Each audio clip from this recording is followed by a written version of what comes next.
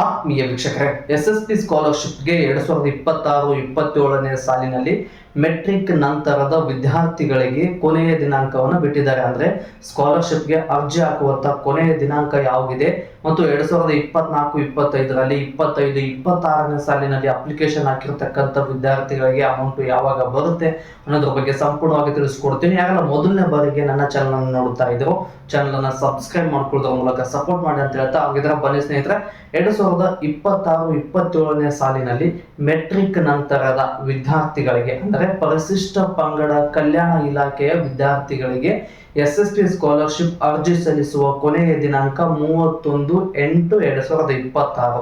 ಇದು SSP ಸ್ಕಾಲರ್ಶಿಪ್ಗೆ apply ಮಾಡತಕ್ಕಂಥ ಪರಿಶಿಷ್ಟ ಪಂಗಡ ವಿದ್ಯಾರ್ಥಿಗಳಿಗೆ ಕೊನೆಯ ದಿನಾಂಕ.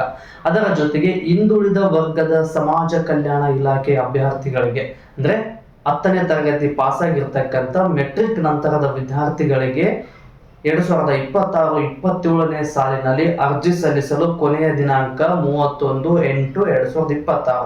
ಮೆಟ್ರಿಕ್ ನಂತರದ ವಿದ್ಯಾರ್ಥಿಗಳಿಗೆ ಅದರ ಜೊತೆಗೆ ಹಿಂದುಳಿದ ಪಂಗಡ ವಿದ್ಯಾರ್ಥಿಗಳಿಗೂ ಕೂಡ ಒಂದೇ ಕೊನೆಯ ದಿನಾಂಕವನ್ನು ಬಿಟ್ಟಿದ್ದಾರೆ, 31/8/2026. ಇಷ್ಟು ಒಳಗಡೆ ಹೋಗಿ ಆದಷ್ಟು ಬೇಗ ಎಸ್ಎಸ್ಪಿ ಸ್ಕಾಲರ್ಶಿಪ್ಗೆ ಯಾವ ಡಾಕ್ಯುಮೆಂಟ್ಸ್ಗಳು ಬೇಕಾಗುತ್ತೆ ಅನ್ನೋದನ್ನ ಆದಷ್ಟು ಬೇಗ ತಿಳ್ಕೊಂಡು ಅರ್ಜಿ ಹಾಕಿ.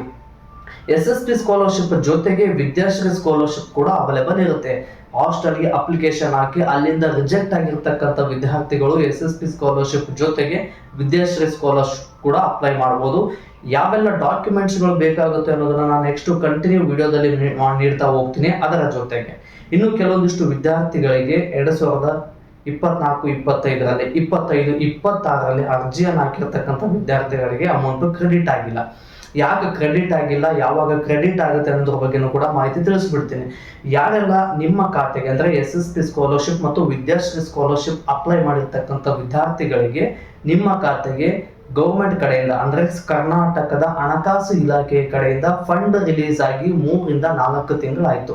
ಬಟ್ ನಿಮ್ಮ ಖಾತೆಗೆ ಅಮೌಂಟ್ ಕ್ರೆಡಿಟ್ ಯಾಕಾಗಿಲ್ಲ ಅಂದ್ರೆ ಅಲ್ಲಿ ಕಂಪಲ್ಸರಿ ಡಾಕ್ಯುಮೆಂಟ್ ವೆರಿಫಿಕೇಶನ್ ಇದೆ. ಅದರ ಜೊತೆಗೆ ಅಲ್ಲಿ ನಿಮ್ಮ ಅರ್ಜಿ 1ನೇ ಮತ್ತು 2ನೇ ಹಂತದ ವೆರಿಫಿಕೇಶನ್ ಕೂಡ ಕ್ಲಿಯರ್ ಆಗಬೇಕು, 3 ಮತ್ತು 4ನೇ ಹಂತದ ವೆರಿಫಿಕೇಶನ್ ಕೂಡ ಕ್ಲಿಯರ್ ಆಗಬೇಕು.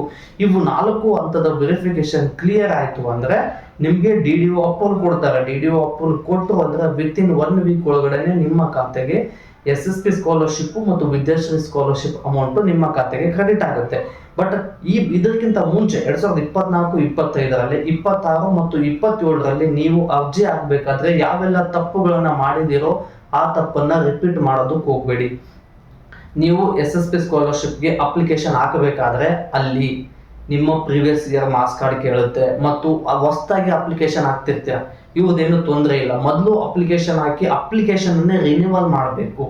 ಅಪ್ಲಿಕೇಶನ್ ಅಂದ್ರೆ ಮೊದಲು ಒಂದು ಅಪ್ಲಿಕೇಶನ್ ಐಡಿ ಜನರೇಟ್ ಆಗಿರುತ್ತೆ, ಅದೇ ಐಡಿ ಮೇಲೆ ಮತ್ತೆ ಅಪ್ಲಿಕೇಶನ್ ಹಾಕಿದ್ರೆ ನಿಮ್ಮ ಎಸ್ಎಸ್ಪಿ ಸ್ಕಾಲರ್ಶಿಪ್ ಹಣ ಬರುತ್ತೆ.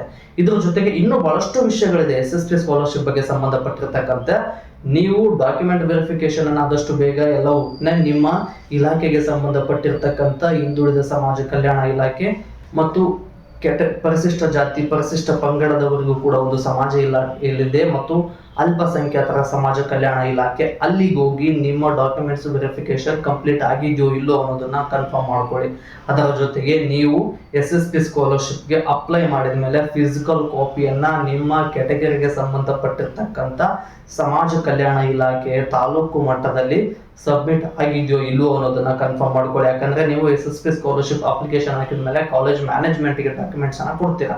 ಡಾಕ್ಯುಮೆಂಟ್ಸ್ ಕಾಲೇಜ್ ಮ್ಯಾನೇಜ್ಮೆಂಟ್ನವರು ನಿಮ್ಮ ಕೆಟಗರಿಗೆ ಸಂಬಂಧಪಟ್ಟಿರ್ತಕ್ಕಂಥ ಅಲ್ಪಸಂಖ್ಯಾತರ ಕಲ್ಯಾಣ ಇಲಾಖೆ, ಹಿಂದುಳಿದ ವರ್ಗದ ಕಲ್ಯಾಣ ಇಲಾಖೆ, ಮೈನಾರಿಟಿ ಆಫೀಸ್ಗೆ ಈ ರೀತಿ ನಿಮ್ಮ ಕೆಟಗರಿ ಸಂಬಂಧಪಟ್ಟಿರ್ತಕ್ಕಂಥ ಸಮಾಜ ಕಲ್ಯಾಣ ಇಲಾಖೆಗೆ ತಲುಪಲಿಲ್ಲ ಅಂದ್ರೂ ಕೂಡ ನಿಮ್ದು ವೆರಿಫಿಕೇಶನ್ ಪೆಂಡಿಂಗ್ ಅಲ್ಲಿ ಇರುತ್ತೆ, ಎಸ್ಎಸ್ಪಿ ಸ್ಕಾಲರ್ಶಿಪ್ ಹಣ ಬರೋದಿಲ್ಲ.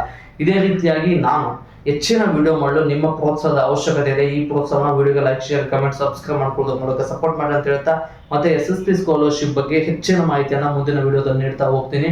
ಅಮೌಂಟ್ ಯಾವಾಗ ಬರುತ್ತೆ, ಯಾವ ರೀತಿ ಅಪ್ಲಿಕೇಶನ್ ಹಾಕಬೇಕು, ಯಾವ ಡಾಕ್ಯುಮೆಂಟ್ಸ್ ಬೇಕಾಗುತ್ತೆ ಅನ್ನೋದನ್ನ ಮತ್ತೆ ಮುಂದಿನ ವಿಡಿಯೋದಲ್ಲಿ ಸಿಗೋಣ. ಧನ್ಯವಾದಗಳು ಸ್ನೇಹಿತರೆ.